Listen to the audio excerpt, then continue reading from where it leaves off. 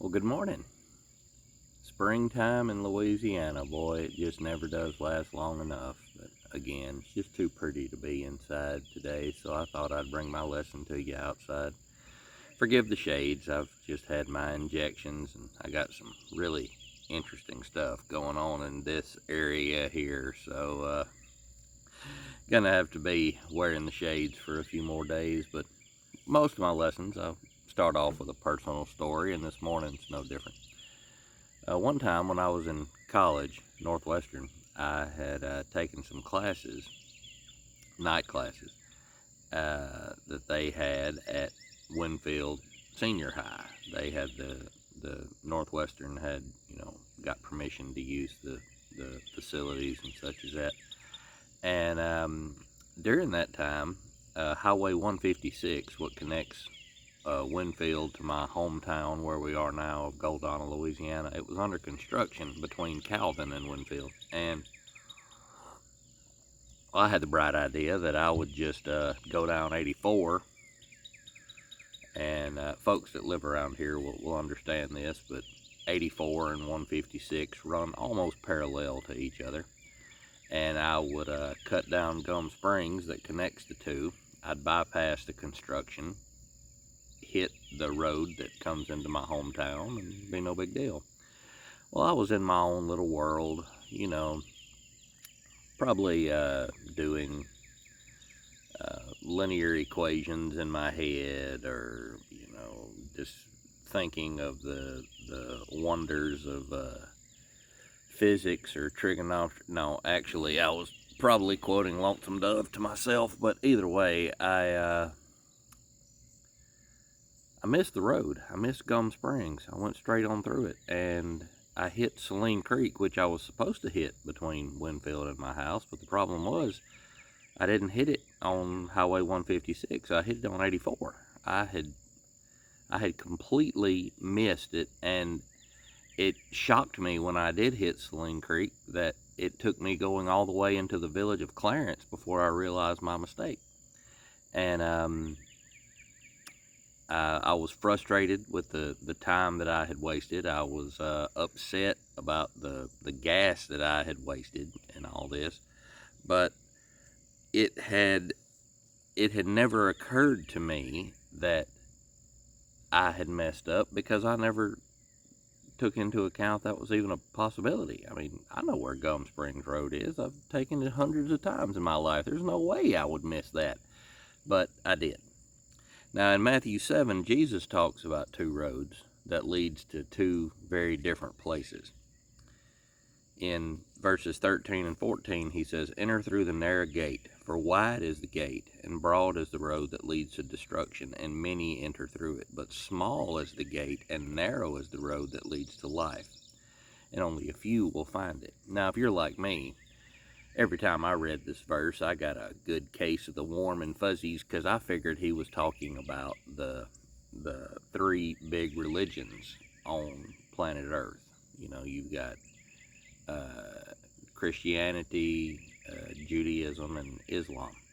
And well, we're in the right 1/3. We're the correct ones, and that puts us on the narrow way. Well, allow me to point out, Jesus never mentions that, not even once in this sermon. He never says that he's speaking to anyone but his followers. I mean, of course, Judaism had been there. Jesus was born a Jew, but it was Christianity just getting started. But to further punch a hole in my theory, Islam is still several hundred years away from being concocted. So he was speaking to us, meaning only a small portion of his followers will find it. Let's take Jesus' words at face value. Let's slow down, let's check the GPS, and let's make sure we're on the right path. Now, let me ask you, do you think it's possible that a person could think they're on the right way, but they end up being on the broader of the two? Could a person have it on cruise control, K-Love blaring, the fish sticker secured broadly, brightly right there on their bumper, but all the while traveling the road to destruction?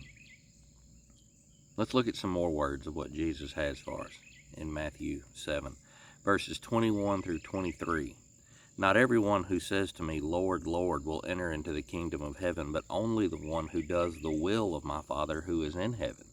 Many will say to me that day, Lord, Lord, did we not prophesy in your name, and in your name drive out demons, and in your name perform many miracles? And I'll tell them plainly, I never knew you. Away from me, you evildoers. So have you pulled over yet? Because if so, I'd like to ask you 3 questions from what Jesus teaches us about this passage. Question number 1, does your life reflect what you say you believe? In verse 21, we read, not everyone who says, but the one who does. Here, Jesus makes a distinction between the broad way wanderers and the narrow way navigators by contrasting the 2 words, says and does. You see, we live in an age where we have become increasingly comfortable by separating how we live and what we believe, or at least what we say we believe. We have convinced ourselves that our beliefs are sincere, even if they don't make any appearance in our daily lives. An example of this may be a person who claims that family is the most important, and just absolutely, I love my children, I love my wife, I love my husband, whatever, and family is it. But when a job opportunity would come along that would offer more money, even though it would require more time away from the family, and they jump at that opportunity with little to no hesitation or consideration, they've kind of revealed what they really believe, and it's not what they say. They've kind of let on what is really important to them. They say family is, but we can tell from their actions it's actually money. Now, an admirer of Jesus may say, Lord, Lord, but they don't live, Lord, Lord. Some may hear this and say, well, I'm a follower of Jesus. Good. But let me ask you, do your actions prove that? Do in an argument, say with your spouse, are you the first one to say I'm sorry? Whether you're wrong or not, now understand that, are you the one that will make it a point to show Jesus to this world by your words and by your actions, whether that be feeding them, clothing them, even speaking to them, acknowledging their existence? Let me put it to you another way. Imagine my family and I are going on vacation. We're going to be out of town for a couple of weeks, and I ask a young couple to come in and to watch over things.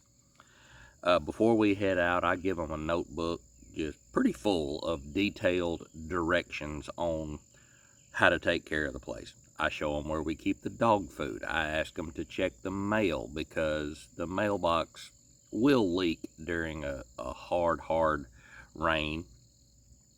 I show them how the toilet in the hallway bathroom will hang up, and if it keeps doing it, I even show them where the cutoff valve is. They can just kill the whole thing there. It's during the summer, so I ask them to keep an eye on the weather, and if it's dry for several days, I show them where the faucet is for the sprinklers and the pea patch, and I show them where the plug-in for the electric fence is so they can get in and out of the garden fine, and that they can turn that sprinkler on as soon as they get there, and by the time they're done checking on everything, just turn it off and plug the fence back in and everything will be fine. And they excitedly agree. And then we leave and go on vacation, and we come back. The mailbox is crammed full of soggy letters, bills, sale papers. The toilet steadily running, racking up a huge water bill. It has now overflowed and ruined the carpet in the hallway. The electric fence has been off since right after we left, and the deer have thoroughly enjoyed every single pea bloom that we have, rendering the plants worthless, even though they're hip high now because the sprinklers have been running the entire time. And then on the way back from the garden, I notice a little graveside in the backyard. where the dog has been buried. The young couple arrives and they thank me for the directions. They talk about how helpful it was, how detailed it was, how they read parts of it every night before going to bed, and I can even see where they have highlighted certain sections. What would you expect me to say to these people? These people that have spoken words of commitment but have shown absolutely no evidence of it. Would you expect me to say, wow, good job, thank you so much? Or would I say to what Jesus would say to those traveling the broad road? Away. It's best for you to leave. Jesus' little brother addresses this in his book, James chapter 2, verses 14 through 16. What good is it, my brothers, if a man claims to have faith but has no deeds? Can such faith save him?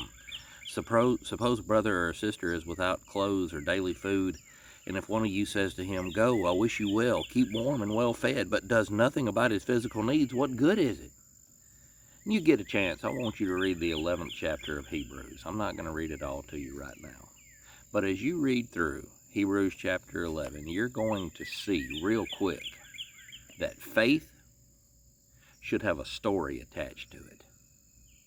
And it's proven right there. We have a tendency to call ourselves a follower of Christ based upon how we feel about him. But following requires more than a feeling. It requires movement. James concludes in verse 17, faith without works is dead. It's worthless. Question number 2, do you think you're on the right road because of what you have done? Just as dangerous as assuming that what we say alone shows that we're on the right road is the assumption of that what we do moves us along that narrow way. Notice the way the Broadway Christians defend themselves. Back in Matthew 7, we prophesied, we drove out demons, we performed miracles. Their confidence rests in their righteous acts, in their good deeds. Now, these examples that Jesus used of righteousness, they're surprising to me. From my perspective, they're even impressive. I mean, I've never driven out demons or performed miracles. If these guys can't get in on their list of accomplishments, there ain't no way my little measly list is going to be able to carry me through. But I believe that's exactly the point that Jesus is trying to make. I believe he intentionally chose the extraordinary spiritual achievements to make one thing clear. No matter how much good you do, that is not what makes you a follower of Christ. Ultimately, the question that will identify you as a Broadway traveler or as a narrow-way pilgrim, it isn't what you say or do. Now, don't get me wrong, those things are important, but only to the extent that they reflect in your answer to our last question. Question number 3, do I know Jesus and does he know me? This is what it comes down to. In Matthew chapter 7, that it's that line in the sand. Look at what he says in verse 23. I never knew you. I don't know who you are. I think we want to focus on the tangible, on the provable, the things that we say, the things that we do, things that would hold up in court, something that can be proven. But Jesus wants a personal relationship where you know him and you are known by him. When we have that, what we say and do overflows from that intimate relationship that we have. Now, y'all, I know my wife. To me, it is exhilarating to be in her presence. I can feel when she enters the room, especially if she's ticked at me over something. I can definitely feel it then. It's the most amazing thing. When she's upset at me, when she enters the room, the temperature in the room will drop several degrees. But yet when she gets up from her chair, the cushion very well may be smoldering. It's the most amazing thing. No, of course, I'm kidding there, but I know her because I have spent time with her. I have been with her. When we were dating, I fell in love with her laugh. And I was there when she gave birth to our sons. I was there when she was so weak that she couldn't hold her head up. and I know what she will most likely order at a restaurant. I know how she likes her coffee. I know the look of love in her eyes, and I know the look that she gives me when it would be wise for me to shut up. That's intimacy. That's what God wants. That's the relationship Jesus wants with you. That's the relationship Jesus went to the cross so you could have with him. He wants a relationship with you so deep that the two of you never stop talking. He wants to give you all of the beautiful things that eternity with him has to offer, and he wants you to love and appreciate him for making those things possible through that awesome, great sacrifice that we call the cross. So just slow down a minute and just ask yourself, does Jesus know me? Because one day soon, real soon, when those who have said all the right things and those that have done all the right things, they're going to hear, away from me, I never knew you. You see, he wants you, all of you.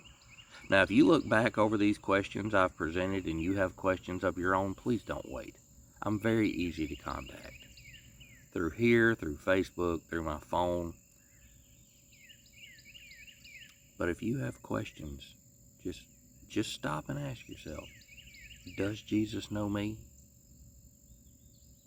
Do I really know him? But the good news is, he's ready when you are. Thanks for watching. Y'all have a great day. Love y'all. Bye-bye.